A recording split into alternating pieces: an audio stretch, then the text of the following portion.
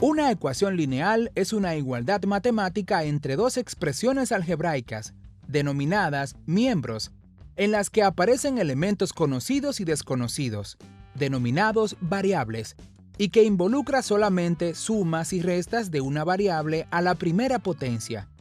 Por ejemplo, 2x menos 3 igual 3x más 2 es una ecuación lineal o de primer grado. Lineal es un término que se utiliza mucho en matemática y este va a tener relación con el contenido que nosotros vamos a trabajar hoy. El contenido de hoy es resolución de ecuaciones lineales. Sí, de ecuaciones lineales. Recuerda que Neurona ya nos explicó un poquito sobre lo que son las ecuaciones. Nos decía que una ecuación son dos expresiones algebraicas unidas por el signo de igualdad y que ellas tienen una incógnita. También nos recordaba que una ecuación tiene dos términos, un primer término que está antes del signo de igualdad y un segundo término que está después del signo de igualdad. Fíjate que desde el siglo XVII, ya en Babilonia y Mesopotamia trabajaban con ecuaciones y lo usaban para resolver situaciones de lo que son su cotidianidad, su vida diaria. También en Egipto trabajaban lo que es el álgebra y pasaba lo mismo, lo usaban para resolver situaciones de la vida diaria, como por ejemplo la distribución de víveres, la distribución de materiales, en fin, para solucionar sus situaciones. Ahora bien, ellos utilizaban un método para resolverlo llamado el método del falso número, de la falsa cantidad, que consistía en que iban buscando números y números para ver si en realidad se cumplía esa igualdad hasta que encontraran el valor de la incógnita que ellos estaban buscando. Luego, en el siglo I ya de nuestra era, los chinos escribieron un libro. En este libro ellos podían describir varios métodos para lo que es la resolución de ecuaciones. Te recuerdo que una ecuación, así propiamente como nosotros la vemos hoy en día, con sus incógnitas, con su signo de igualdad, esa expresión es una expresión relativamente joven, porque antes lo que utilizaban eran símbolos de acuerdo a cada una de las letras, ¿verdad? Por tanto, la ecuación así como tú la estás viendo hoy, se podría decir que es relativamente joven. Imagínate que tú tienes esta expresión.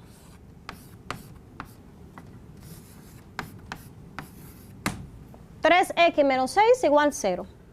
Eso es una expresión, es una igualdad, perfecto. Pero también es una ecuación. Ya eso lo habíamos visto en clases anteriores, lo recuerda, ¿verdad que sí? Muy bien. Aquí tengo mi primer término y tengo mi segundo término. Para resolver ecuaciones lineales existen diferentes métodos, pero antes te voy a recalcar por qué se llama ecuación lineal. Se llama ecuación lineal porque el mayor exponente que tiene la variable es el 1. ¿Eso lo recuerdas? El mayor exponente que tiene la variable es el 1. Por eso le llamamos ecuación lineal. Si yo quisiera realizar la gráfica de esta ecuación en un plano cartesiano, pues me saldría una línea recta. De ahí viene su nombre, de lineal, porque viene de línea recta, su gráfica. Una ecuación lineal tiene una sola solución. ¿Y cómo nosotros encontramos la solución? Bueno, existen diferentes métodos para encontrar lo que es la solución de una ecuación lineal. Uno de ellos es el método del deshacer. O sea, se descompone totalmente lo que es la ecuación. Existe otro método llamado el método de la transposición de términos, que ese lo vamos a ver un poquito más adelante. Pero ahora nos vamos a centrar en el método del tanteo. Sí, el método del tanteo consiste en nosotros tomar varios números y verificar con cuál de ellos se va a cumplir esa igualdad que yo tengo ahí. vamos a ir tomando números en diferentes números de manera aleatoria, diferentes números, y vamos a verificar con cuál de ellos es que se va a cumplir la igualdad. Es muy parecido al ejercicio que hiciste, al juego, ¿lo viste? ¿Qué tú hiciste con el juego? Fuiste probando números, hasta que te dio el que tú querías, hasta que te dio el resultado que tú querías. Aquí lo hacemos igual, vamos a ver. 3x menos b es igual a 0. Es una expresión de la forma ax más b igual a 0. En lenguaje algebraico, una ecuación lineal se define así. Ax más b es igual a 0. Recuerda que el lenguaje algebraico es bastante general. Con esta expresión yo puedo expresar cualquier tipo de ecuación lineal. Ahora bien, en este caso, para a es 3, tengo x, aquí tengo el signo de más y aquí de menos, ahí no importa, y tengo el valor de b aquí que sería 6. Para yo establecer esto, vamos a decir que vamos a tomar los números de manera aleatoria, 1, negativo 2 y 2. Vamos a tomarlo. Comenzamos. Tengo la expresión. Vamos a decir que para x igual a ¿cuánto? Mi primer valor, 1. Si tengo que para x igual a 1, donde esté x voy a sustituir por el valor de 1. Sencillo, ¿verdad? Y resuelvo la operación que se me presente. Por tanto, tendría 3, abro paréntesis. Es bueno siempre tener ese paréntesis ahí, para que un término no se te vaya a mezclar con otro, un elemento no se te vaya a mezclar con otro, y así cuando tengan signo diferente no te vas a confundir.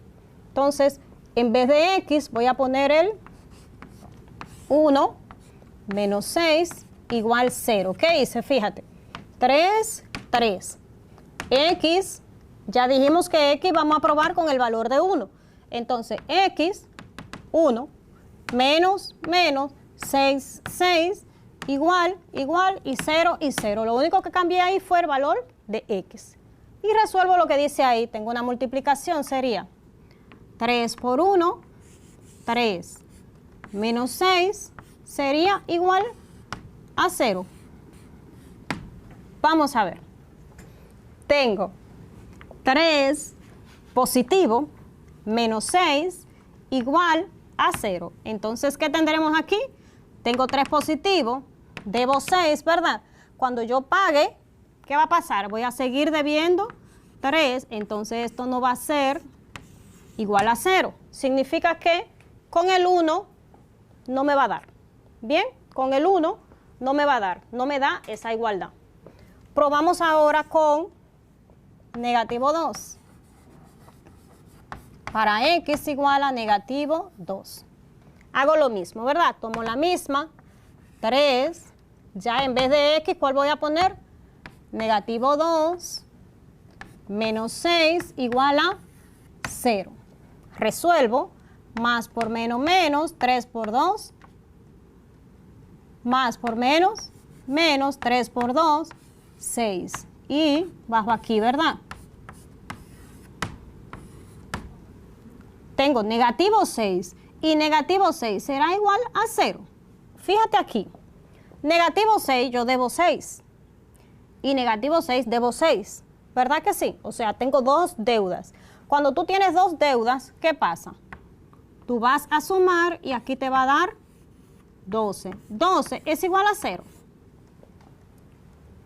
No, perfecto. Como no es igual a 0, tampoco se me cumple ahí. Vamos a ver la última entonces. Tengo 3. Ahora voy a hacerlo para x igual 2. Entonces tengo 3 en vez de x, 2 menos 6 igual a 0. ¿Verdad? Más por más me va a dar más. 3 por 2 me va a dar 6. Menos 6 va a ser igual a 0. 6 menos 6, 0, y ahí va a ser igual a 0. Quiere decir que con esa sí se cumple. Es un proceso un poquito largo, ¿verdad que sí? Un poquito trabajoso, un poquito yo pruebo a ver si me da. Entonces, por eso, este método del tanteo se utiliza más bien cuando tú tienes una ecuación sencilla, algo fácil de resolver, tú dices, bueno, pero como es cortita, déjame ir probando a ver. Pero existen muchos otros métodos que lo vamos a seguir viendo en las próximas clases, ¿verdad? Significa que en todo esto, con el único valor que se me cumplió fue con 2, para x igual a 2, exactamente. Resolución. Una resolución es una condición en la que se busca encontrar la solución de una determinada circunstancia, como por ejemplo, la resolución de problemas es una actividad cognitiva que consiste en proporcionar una respuesta producto a partir de un objeto o de una situación. Muy bien, vamos a continuar. Y antes de continuar, lo primero que tengo que hacer es decirte cuál es el tema que vamos a trabajar. Pues hoy vamos a seguir solucionando ecuaciones lineales. Es nuestra segunda parte. Recuerda que en el video anterior trabajamos también la solución de ecuaciones lineales, pero hoy vamos a trabajarlo con un método diferente. Así es que acompáñame, quédate ahí conmigo para que aprendas este método. Vamos a ver. En la clase anterior, como nos decía Neurona, una ecuación lineal la habíamos trabajado, que es del tipo ax más b igual 0, en donde tenemos un primer término y un segundo término. Eso ya tú lo manejabas, ¿verdad que sí? Claro. También habíamos dicho que a, en esa expresión, a tiene que ser diferente de 0, no puedo tener un 0 ahí delante. Y que b puede ser cualquier número real. ¡Qué bien! Eso es así.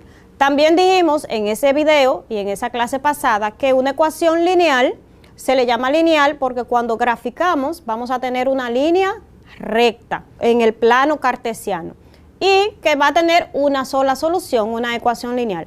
Todo eso lo trabajamos la clase anterior. De hecho, resolvimos algunos utilizando lo que era el método del tanteo.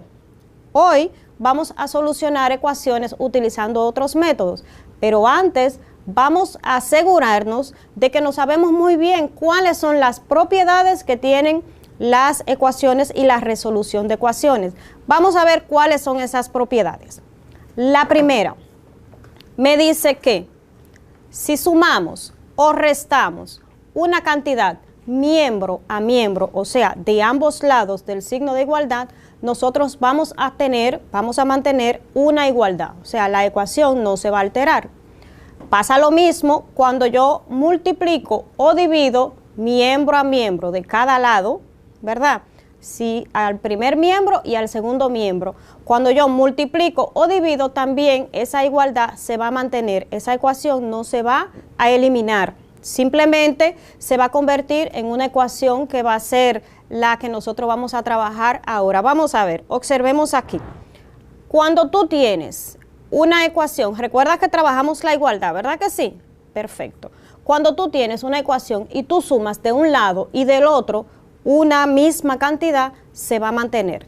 Si tú lo restas, también. De igual manera, si lo multiplicas o lo divides. A eso es que se refieren esas dos propiedades. Me va a hacer mucha referencia y me va a servir de mucho el tener en cuenta las operaciones inversas o las operaciones opuestas.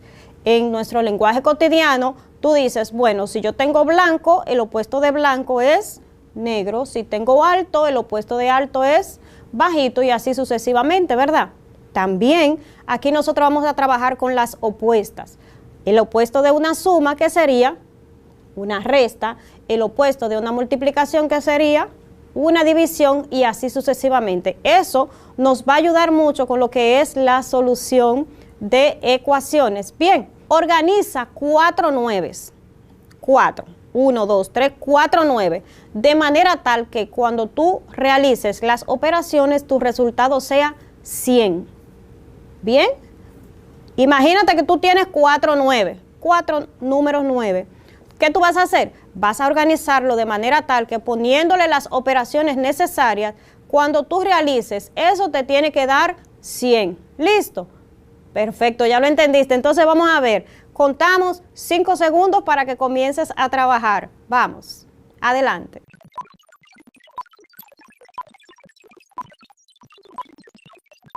Y listo, pasó el tiempo, pasaron los 5 segundos, ¿verdad? pero yo sé que tú lo hiciste rapidito en casa. Vamos a ver, Neurona, ¿lograste hacerlo? Sí, profesora, ya tengo la respuesta. Ya tienes la respuesta, pues vamos a analizar esa respuesta, vamos. ¿Me la dices? 99 más 9 sobre 9 es igual a 100. 99 más 9 sobre 9. Es igual a 100. Eso me dice Neurona. Vamos a ver si eso es cierto. 99 más 9 sobre 9 es igual a 100.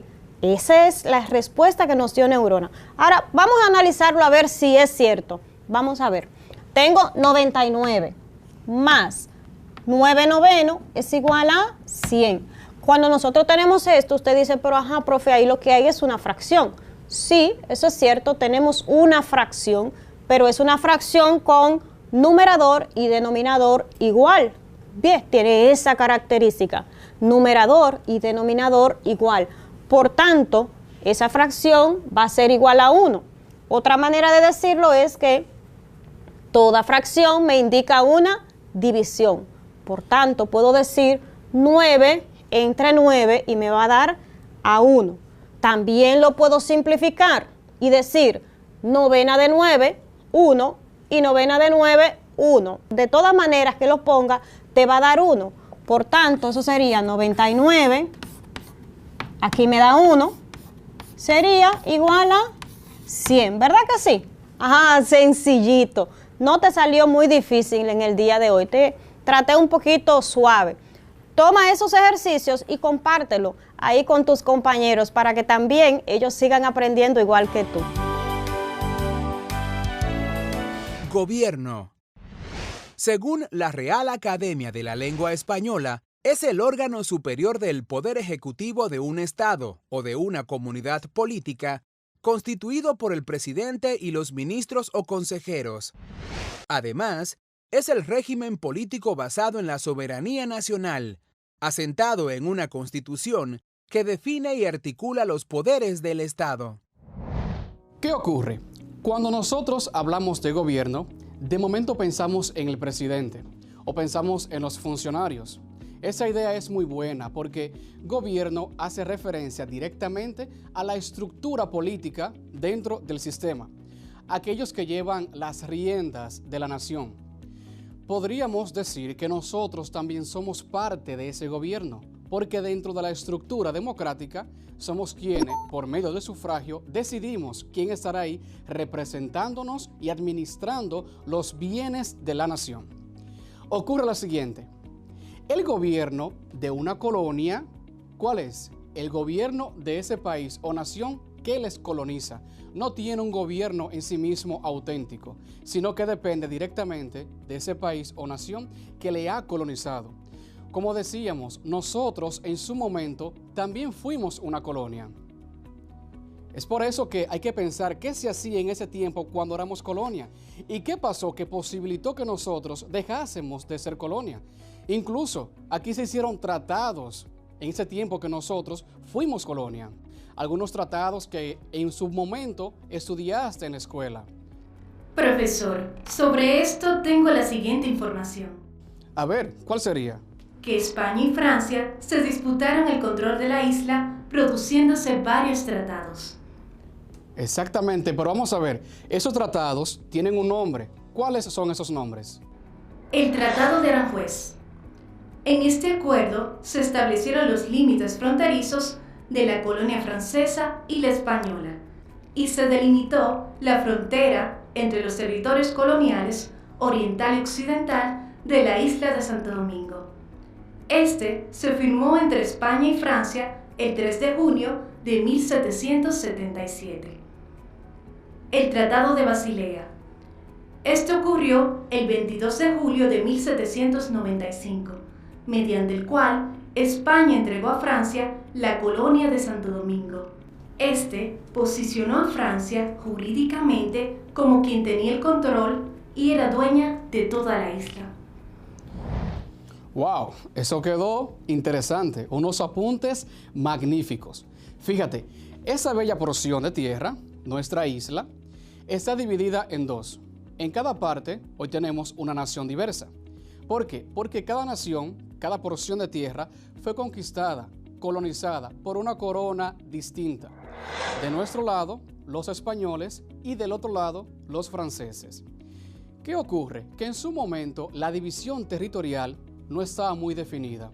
Entonces es con este tratado de Aranjuez que se dice, fíjese, de aquí para allá será Francia y de aquí para allá será terreno español.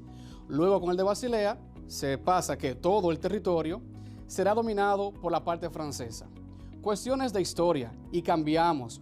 Fíjate que en el año 1821 ya tuvimos un intento de independencia que se llama independencia efímera, porque se logró, pero luego ya fue hasta un punto y volvimos otra vez a ser colonia, a ser dependientes. Pero ya para el 1844 sí obtuvimos la independencia en nuestra nación. Y con esto te hago la salvedad de que estos tratados forman parte del evolucionar de la independencia de nuestra nación dominicana.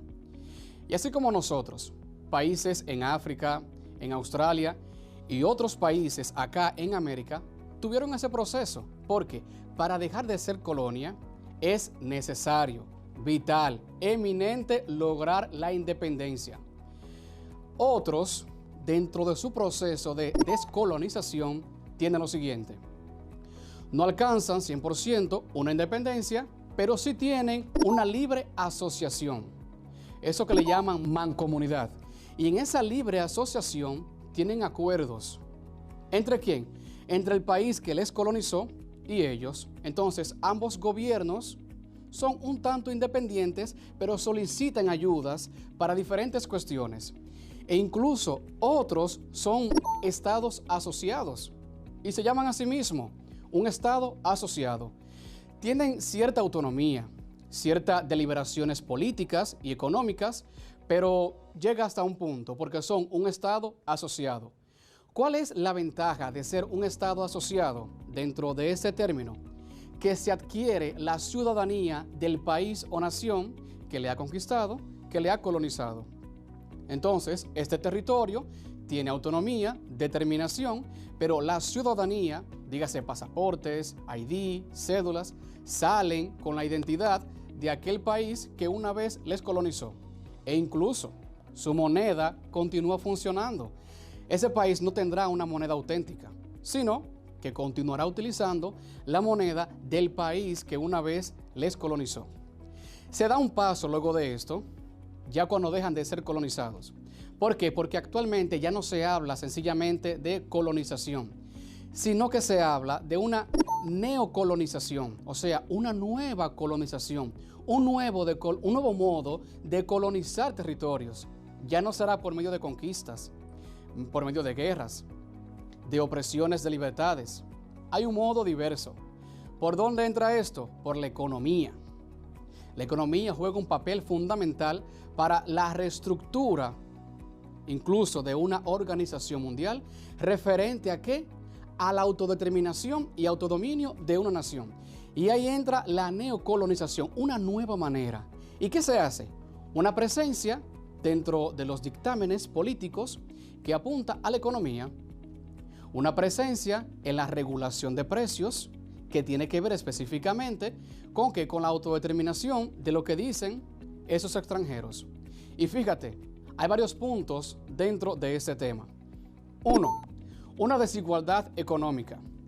Los países que una vez fueron colonizados son en su mayoría países subdesarrollados. Entonces generan una materia prima, y esa materia prima, ¿qué es? Vendida. ¿Hacia quién? Hacia aquellos que una vez fueron los colonos. Vendida hacia aquellos que hoy son potencias. ¿Y qué ocurre? Que si aquí se produce 100% de un artículo, de momento el 70% de ese artículo es exportado hacia un país desarrollado. Y tú dirás, bueno, ¿por eso genera ingresos? Sí, pero es parte de la neocolonización. ¿De un modo de qué? Que dependemos de otras naciones en cuanto a las compras de esas materias primas. Imperialismo es, según la Real Academia de la Lengua Española, la actitud y doctrina de quienes propugnan o practican la extensión del dominio de un país sobre otro, con el fin de expandir, controlar, dominar, conquistar, conquistar, conquistar, conquistar, conquistar, conquistar, conquistar, conquistar, conquistar, conquistar, conquistar, conquistar, conquistar, conquistar, conquistar, conquistar, u otros por medio de la fuerza militar, económica o política. Además, se le conoce como un sistema y doctrina de quienes propugnan o practican el régimen imperial en el Estado. Como dice darte cuenta, el imperialismo hace referencia a la extensión territorial de una potencia hacia aquello que luego se va a denominar como un país subdesarrollado, o más preciso, como una colonia. Fíjate lo siguiente, cuando vemos en película el Imperio Romano, Imperio Persa, se hace por medio de la fuerza militar. El desplazamiento de militares, de esa fuerza humana militar, en batalla, en combate, conquistan nuevos terrenos. Y ese nuevo terreno que ha sido conquistado por una potencia, entonces forma parte de esta y ya sería una colonia. Por eso que gracias a los recursos que esta tiene y a las intenciones de conquista y de captar más recursos y de extenderse, las potencias, el imperio, recorre de manera física, recorre una distancia para llegar hacia otro punto. Y ese otro punto, que será otro territorio, es conquistado. Resulta que esa colonia, que es conquistada, tiene la particularidad, en antiguo, que se convertía ¿en qué? En esclavos. Entonces, acá te digo que esa colonia no tenía los derechos de quienes vienen del imperio.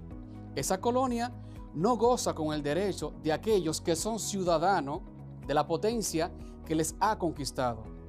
De ese modo es que en nuestra historia, en gran lapso de esto, incluso en tiempo medieval, todas esas colonias estaban sometidas bajo la esclavitud. Luego llega un punto de que se llegan a acuerdos y muchas de ellas alcanzan independencia, también por medio de batallas y de guerras, pero otras por medio de acuerdos. Bien, lo esencial es que en su momento el imperio, cuando conquista, tiene la intención de extender su territorio. Dimos un paso y dijimos que se habla de un nuevo imperio, una nueva manera de colonizar otros territorios. Ya no tan solo de manera física, de manera de desplazamiento de una tropa militar, sino que por medio de la influencia económica, política de esos gobiernos. Ahí fue cuando hicimos referencia al neocolonialismo, una nueva manera de llegar y hacer presencia en otra nación, que ya no será directamente con una tropa militar, sino que será directamente con políticas económicas, con políticas de gobierno, con directrices y mandatos a los cuales esos países subdesarrollados responden a las potencias. Es así como cambia el panorama de lo que sería el imperialismo. ¿Qué pasa acá? Que esa colonia tiene un modo de ser, una estructura. Primero, tiene una cantidad de habitantes X, pero esa población aumenta. ¿Cuándo aumenta?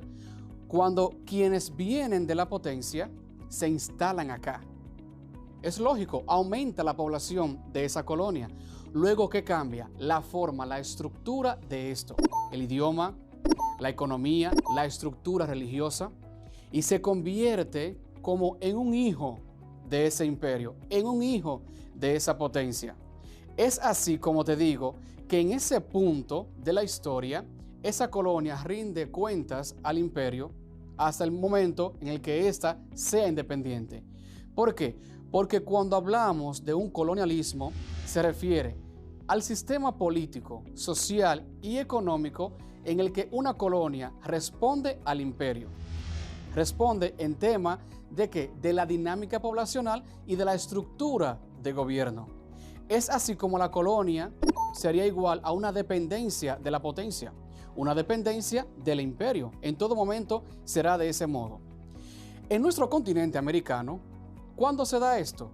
Bueno, pues resulta, como dice el tema de esa asignatura en este momento, en Latinoamérica tenemos un expansionismo y una hegemonía por parte del pueblo estadounidense. Punto 1.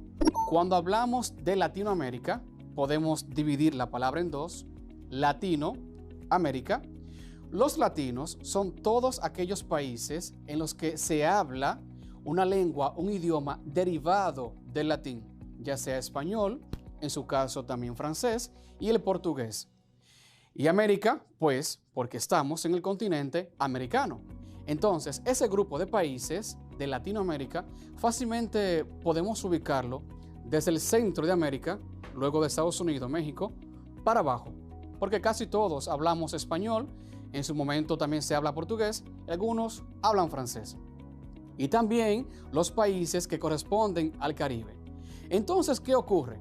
Lo que ocurre es que hay una nueva dinámica en ese momento. Resulta lo siguiente: Estados Unidos alcanza su independencia en el año 1776, pero el gran mapa estadounidense que tú ves el día de hoy no era así en un principio. Solamente estaba ocupada la parte este. Luego la parte oeste.